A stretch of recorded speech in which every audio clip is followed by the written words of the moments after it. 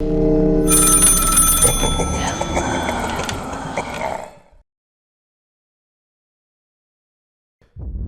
तक आपने देखा अर्पिता और संजय ने अपने 2 बच्चों के होने के बावजूद 14 साल की पिंकी को गोद लिया है। पहली बार पिंकी घर आती है तो उनके सरों पर कहीं कौवे काए काए करते हुए मंडराते हैं। जैसे ही पिंकी उन कौवों को गुस्से से देखती है तो एक कौवा किसी बम की तरह फट जाता है। रात को जब पिंकी पर एक पुसी कैट मियाओ करती है तो सुबह वो बुरी तरह मरी हुई पाई जाती है। पिंकी एरिया के एक 22 साल के लड़के रोहन को प्रपोज करती है, जिस पर वो गुस्सा होता है और पिंकी को रिजेक्ट कर देता है। रात के 12 बजे पिंकी उसको घर के पिछवाड़े बुलाती है और भयानक रूप लेकर उसको खत्म कर देती है। उसके बाद मुस्कुराती हुई अपने घर वापस चली आती है। अब आगे। अगली सुबह रोहन के घर के आसपास काफी भीड़ जमी थी। उसकी चेरी फटी लाश को एम्बुलेंस में डालकर ले जाया जा रहा था। अर्पिता और उसका परिवार भी अपने घर की चौखट पर खड़े होकर इस सच से रूबरू हो रहे थे। रोहन की तो किसी से कोई लड़ाई भी नहीं थी, आखिर किसने उसको इतनी बुरी मौत मारा होगा? जरूरी नहीं कि किसी से लड़ाई की वजह से ही इसकी जान गई हो सकता है इसने किसी का दिल दुखाया हो।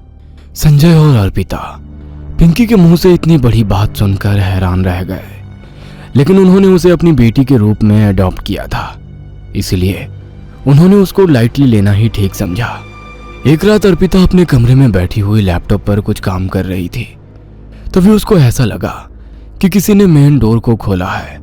उसने झट से कमरे से निकलकर देखा तो उसको पिंकी की पीठ नजर आई। ये पिंकी इस टाइम पर कहाँ जा रही है? वो चुपचाप पिंकी का पीछा करने लगी। पिंकी कॉलोनी के पास ही बने एक कब्रिस्तान में गई। ठंडी तेज हवाएं अर्पिता के कानों को छू रही थी और कुत्तों के भौंकने की आवाज भी सन्नाटे को चीरती उसे सुनाई दे रही थी, लेकिन फिर भी वो हिम्मत करके पिंकी का पीछा करती रही। एक कब्र के पास पहुंचकर अचानक से पिंकी रुक गई और अर्पिता एक पेड़ की ऊंट में छिप गई। पिंकी ने अपने हाथों से उस कब्र को खोदना शुरू किया और उसके बाद उसके अंदर पड़े मुर्दे का उसने हाथ पकड़ा और झट से उसकी कलाई अपने दांतों तले दबा ली।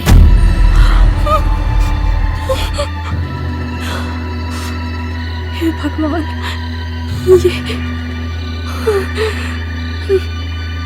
ये देखकर अर्पिता के मुंह से चीख निकलने वाली ही थी, लेकिन उसने अपने मुंह पर हाथ रखा और वो तेजी से अपने घर की तरफ भागी। वो अपने कमरे में पहुंची और आंखों को पूरी ताकत से बंद करके लेट गई। अगली सुबह पिंकी रोजाना के जैसा ही बिहेव कर रही थी, लेकिन अर्पिता उससे डरी डरी सी नजर आ रही थी। ये लोग अभी ब्रेकफास्ट कर ही रहे थे कि अर्पिता की भांजी अन्वेषा उनके घर पर आई। नमस्ते मामा एंड मामी जी, कैसे हैं आप लोग? अरे अन्वेषा बेटा, तुम? What a pleasant surprise. क्या बताऊं मामा जी, जैसे ही मुझे पता चला कि आपने एक बहुत ही क्यूट लड़की को अडॉप्ट किया है तो मुझसे रहा ही नहीं गया। ये कहकर उसने पिंकी की तरफ देखा और बोली, और मैं इससे मिलने चली आई। वो पिंकी के करीब गई। पिंकी उसके जिस्म को ऊपर से नीचे तक देख रही थी और उसके चेहरे पर एक रहस्यमयी मुस्कान उभर आई थी। तो तुम ही हो मेरे मामा की नई फैमिली मेंबर। क्या नाम है तुम्हारा? पल्लवी। अरे नहीं, ये मजाक कर रही है, इसका नाम पिंकी है। ओह पिंकी, जितनी क्यूट हो ना, नाम भी उतना ही प्यारा है तुम्हारा। ऐसा कहकर वो पिंकी के गले लग गई और पिंकी ने भी उसकी बात का जवाब दिया। मुझसे कहीं ज्यादा खूबसूरत तो आप हो अन्वेषा।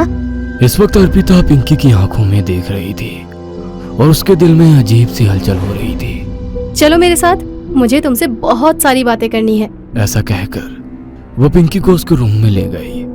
अर्पिता ने संजय से कहा कि वो शाम तक के लिए अपनी किसी दोस्त के घर जा रही है और घर से निकल गई। 3 घंटे का सफर करके वो अनाथालय पहुंची और वार्डन से मिलकर उसको सब कुछ कह सुनाया। ओह माय गॉड, इसका मतलब है कि पिंकी के बारे में हमने जो सुना था वो सच था। क्या सुना था आपने? और किससे? पिंकी अपने माँ बाप के साथ कानपुर में रहती थी। जब उसकी उम्र यही कुछ 14 साल की होगी तो एक रात उसके पेरेंट्स की रहस्यमयी तरह से मौत हो गई और पिंकी भी घर में बेहोश पाई गई थी। जब मैं उसको लेने के लिए उसके घर पहुंची थी तो उसके पड़ोसी पिंकी के बारे में अजीब बातें कर रहे थे। वो कह रहे थे कि पिंकी कोई नॉर्मल लड़की नहीं उसने उस मोहल्ले के कई जवान लड़कों को प्रपोज किया था और हर एक लड़के ने बच्ची जानकर उसको रिजेक्ट कर दिया था। हैरत की बात थी कि उन सभी लड़कों की बहुत ही दर्दनाक मौत हुई। सभी को यही लगता था कि पिंकी ने ही उस मोहल्ले के लड़कों को मारा था और अपने माँ बाप को भी पिंकी ने ही मारा होगा।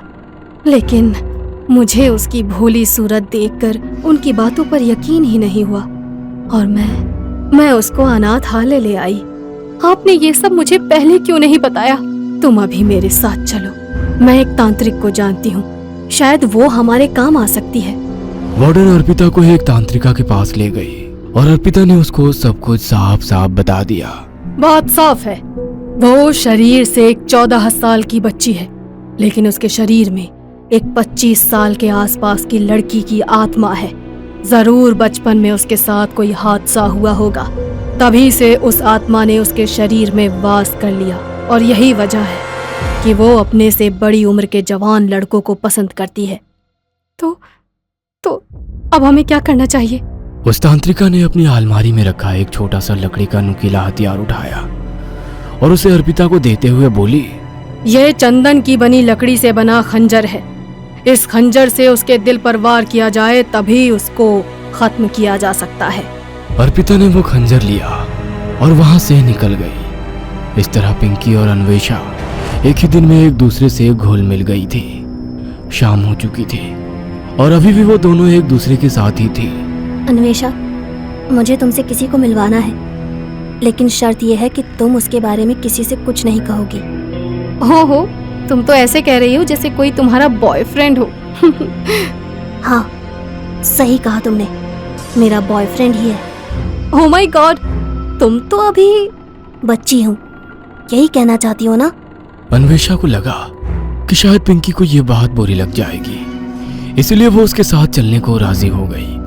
उसको अपने साथ उसी कब्रिस्तान की ओर ले चली और वहां पहुंचकर उसने अन्वेषा के बाल पकड़कर उसका सर पेड़ के तने पर दे मारा। नहीं।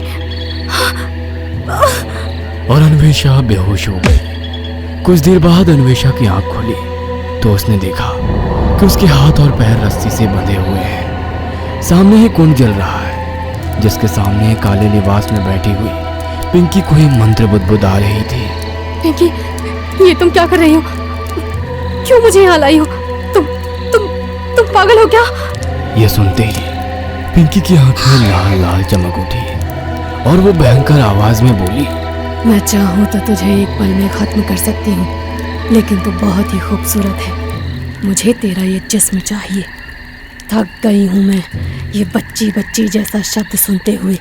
जब मेरी आत्मा इस बच्ची का शरीर छोड़कर तेरे शरीर में आएगी तो कोई भी लड़का मुझे रिजेक्ट नहीं कर पाएगा और मैं अपनी जिंदगी आराम से जीऊंगी। ये सुनकर अन्वेषा ने रोना बिलखना शुरू किया, लेकिन पिंकी आंखें बंद किए मंत्रों को पढ़ी जा रही थी।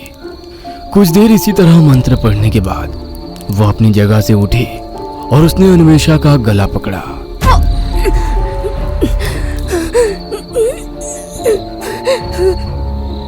अन्वेषा की आंखें ऊपर को चढ़ गई और उसकी सांस खत्म होने लगी। पिंकी आंखें बंद किए उसका गला दबाते हुए मंत्रों को पढ़ी जा रही थी। जब अन्वेषा बेहोश हो गई तब भी पिंकी उसको छोड़ने का नाम नहीं ले रही थी।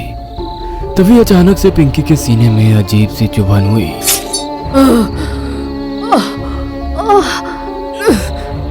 उसने आंखें खोली तो देखा कि उसके सीने में चंदन की लकड़ी का बना नुकीला खंजर उतर चुका है और खंजर मारने वाली अर्पिता ही है। मुझे माफ कर दो पिंकी, लेकिन तुम वो पिंकी नहीं हो जिसे समझकर मैं अपने घर लाई थी।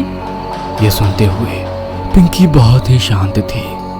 उसकी आंखें धीरे से बंद हो गई और वो जमीन पर ढेर हो गई। कुछ देर तड़पने के बाद उसकी सांसें थम गई और वो खत्म हो गई। अन्वेषा, उठो बेटा, अन्वेषा उठो।